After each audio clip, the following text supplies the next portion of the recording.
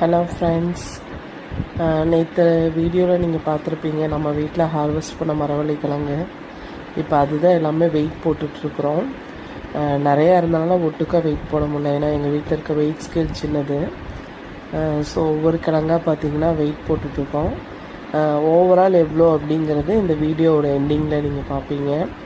ஒரு சின்ன இடத்துல ஆக்சுவலி அது ஒரு சோக் பீட்டு போட்டிருந்தோம், அது மேலே மண் கொஞ்சம் கொட்டியிருந்தோம்.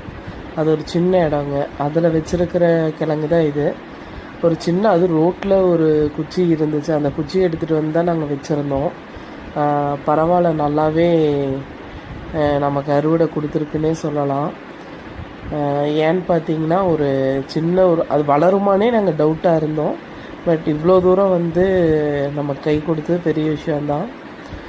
வீடியோ எண்டிங்கில் பாருங்கள் எவ்வளோ இருக்குதுன்னு. மரவள்ளி கிழங்கு வளர்த்துறதுக்கு பார்த்திங்கன்னா ஒரு சின்ன சின்ன டிப்ஸ் மட்டும் இருக்குது. என்னென்னா, கீழே எப்போவுமே மரவள்ளி அந்த செடி வந்துச்சு அப்படின்னா கீழே இருக்கிற இலையெல்லாம் வந்து மறக்காமல் ஒடிச்சு விடுங்க.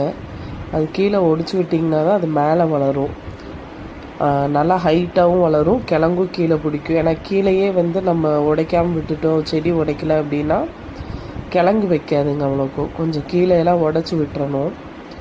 உடச்சி விட்டு வளர்த்துனிங்கனாலே நல்லா வளருங்க. இடம் ஓரளவுக்கு வந்து ஒரு சின்ன இடமா இருந்தால் கூட போதுங்க, அதுலேயே நல்லா வளர்ந்துடும்.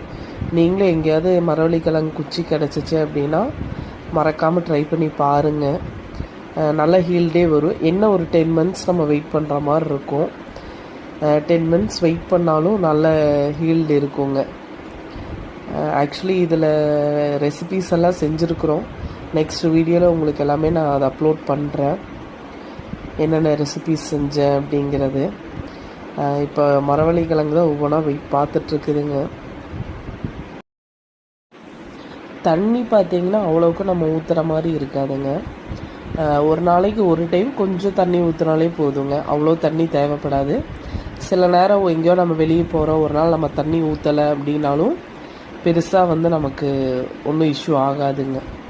ஸோ பயப்படுற மாதிரி இருக்காது, நம்பி எங்கேயாவது வெளியெல்லாம் போகலாம்.